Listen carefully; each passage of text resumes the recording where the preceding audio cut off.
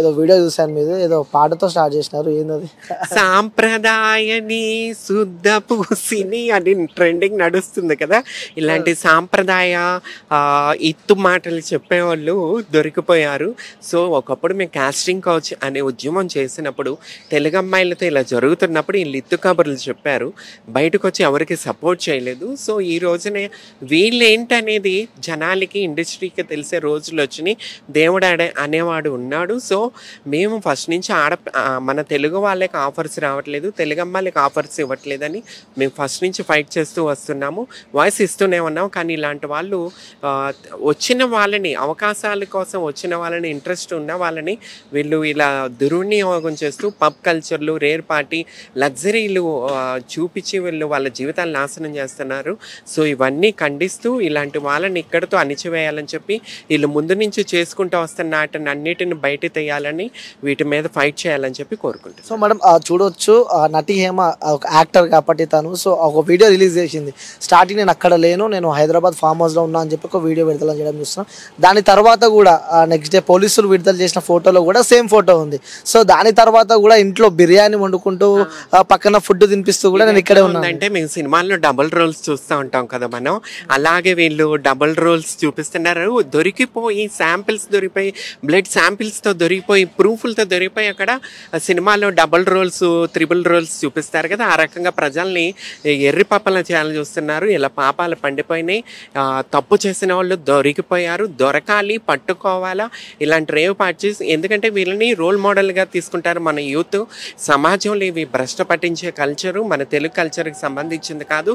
రేపు యూత్ వీళ్ళని ఆదర్శంగా తీసుకుని ఇలాంటివి చేయటం వల్ల మన మొత్తం పాడైపోతుంది సమాజం. సో వీటిని ఇక్కడితో ఖండించాలంటే వీళ్ళని పట్టుకోవాలా, వీళ్ళు ఎప్పటి నుంచి ఏం చేసుకుంటూ వచ్చారో, ఏమేమి చేశారో మొత్తం బయటకు తీయాలా, వీళ్ళు చిట్టాలు తీయాలా, ఇది ఎంతటితో అంతమొందించాలి. అంటే గతంలో కూడా రాడిసన్ పబ్ దగ్గర కూడా ఇలాంటి సందర్భాలు అంటే ఇలానే జరిగి కూడా ఆ రోజు తప్పించుకోవడం జరిగింది.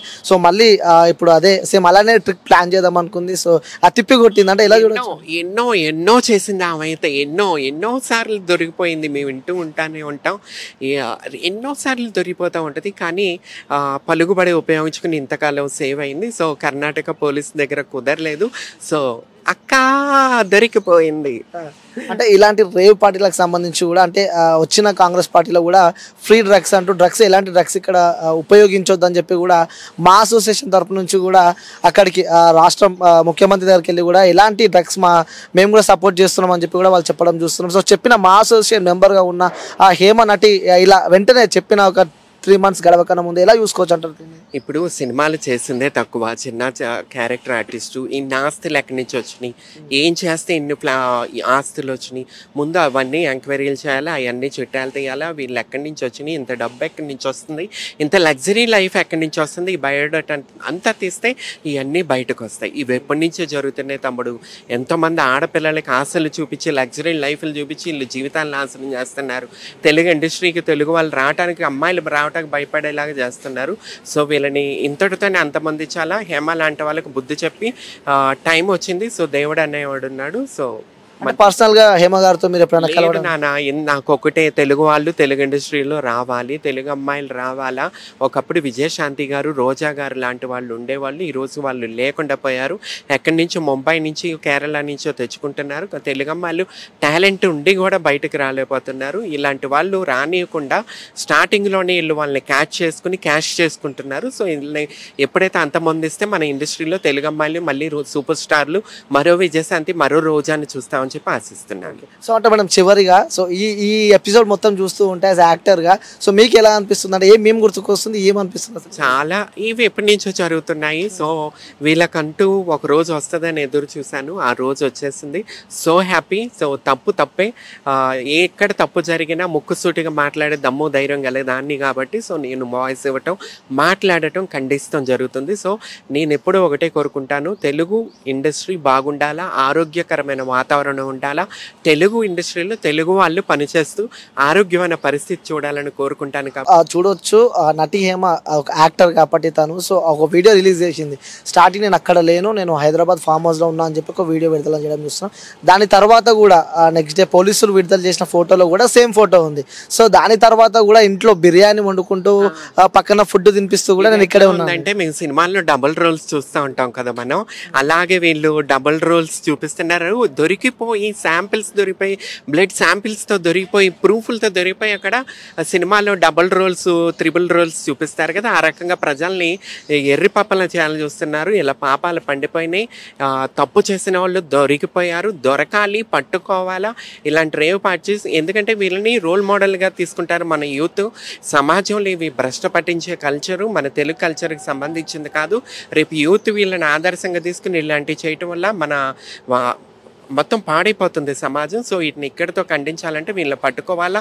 వీళ్ళు ఎప్పటి నుంచి ఏం చేసుకుంటూ వచ్చారో, ఏమేమి చేశారో మొత్తం బయటకు తీయాలా, వీళ్ళు చిట్టాలు తీయాలా, ఇది ఎంతటితో అంతమొందించాలి. అంటే గతంలో కూడా ఆ రాడిసన్ పబ్ దగ్గర కూడా ఇలాంటి సందర్భాలు అంటే ఇలానే జరిగి కూడా ఆ రోజు తప్పించుకోవడం జరిగింది. సో మళ్ళీ ఇప్పుడు అదే సేమ్ అలానే ట్రిక్ ప్లాన్ చేద్దాం అనుకుంది. సో ఆ తిప్పి కొట్టింది అంటే ఇలా చూడొచ్చు. ఎన్నో చేసింది ఆమె అయితే. ఎన్నో సార్లు దొరికిపోయింది. మేము వింటూ ఉంటాం, ఎన్నోసార్లు దొరికిపోతూ ఉంటుంది. కానీ పలుకుబడి ఉపయోగించుకుని ఇంతకాలం సేవ్ అయింది. సో కర్ణాటక పోలీస్ దగ్గర కుదరలేదు. సో అక్క దొరికిపోయింది. అంటే ఇలాంటి రేవ్ పార్టీలకు సంబంధించి కూడా అంటే వచ్చిన కాంగ్రెస్ పార్టీలో కూడా ఫ్రీ డ్రగ్స్ అంటూ ఎలాంటి డ్రగ్స్ ఇక్కడ ఉపయోగించొద్దని చెప్పి కూడా మా అసోసియేషన్ తరపు నుంచి కూడా అక్కడికి రాష్ట్ర ముఖ్యమంత్రి దగ్గరికి వెళ్ళి కూడా ఎలాంటి డ్రగ్స్ మేము కూడా సపోర్ట్ చేస్తున్నాం అని చెప్పి కూడా వాళ్ళు చెప్పడం చూస్తున్నాం. సో చెప్పిన మా అసోసియేషన్ మెంబర్గా ఉన్న ఆ హేమ నటి ఇలా వెంటనే చెప్పిన ఒక 3 months గడవకన్నా ముందు ఎలా చూసుకోవచ్చు అంటారు?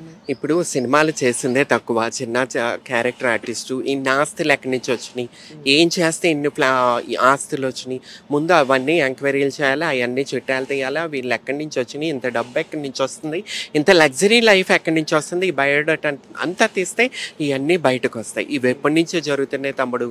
ఎంతోమంది ఆడపిల్లలకి ఆశలు చూపించి, లగ్జరీ లైఫ్లు చూపించి వీళ్ళు జీవితాలను నాశనం చేస్తున్నారు.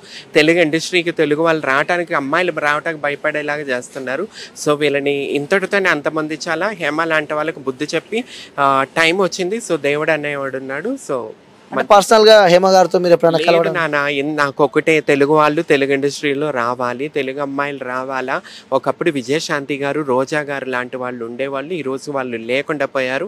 ఎక్కడి నుంచో ముంబై నుంచి, కేరళ నుంచో తెచ్చుకుంటున్నారు. తెలుగు అమ్మాయిలు టాలెంట్ ఉండి కూడా బయటకు రాలేకపోతున్నారు. ఇలాంటి వాళ్ళు రానియకుండా స్టార్టింగ్లోనే వీళ్ళు వాళ్ళని క్యాష్ చేసుకుంటున్నారు. సో వీళ్ళని ఎప్పుడైతే అంతమొందిస్తే మన ఇండస్ట్రీలో తెలుగు అమ్మాయిలు మళ్ళీ సూపర్ స్టార్లు, మరో విజయశాంతి, మరో రోజాని చూస్తామని చెప్పి ఆశిస్తున్నాను. సో అంటే మనం చివరిగా సో ఈ ఎపిసోడ్ మొత్తం చూస్తూ ఉంటే యాజ్ యాక్టర్ గా సో మీకు ఎలా అనిపిస్తుంది? అంటే ఏం గుర్తుకొస్తుంది, ఏమనిపిస్తుంది? చాలా ఇవి ఎప్పటి నుంచో జరుగుతున్నాయి. సో వీళ్ళకంటూ ఒక రోజు వస్తుందని ఎదురు చూశాను. ఆ రోజు వచ్చేసింది.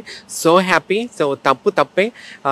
ఎక్కడ తప్పు జరిగినా ముక్కుసూటిగా మాట్లాడే దమ్ము ధైర్యం గలదాన్ని కాబట్టి సో నేను వాయిస్ ఇవ్వటం, మాట్లాడటం, ఖండిస్తాం జరుగుతుంది. సో నేను ఎప్పుడూ ఒకటే కోరుకుంటాను, తెలుగు ఇండస్ట్రీ బాగుండాలా, ఆరోగ్యకరమైన వాతావరణం ఉండాలా, తెలుగు ఇండస్ట్రీలో తెలుగు వాళ్ళు పనిచేస్తూ ఆరోగ్యమైన పరిస్థితి చూడాలని కోరుకుంటాను కాబట్టి సో వాయిస్ ఇవ్వటం జరుగుతుంది. Okay madam, thank you madam, thank you so much.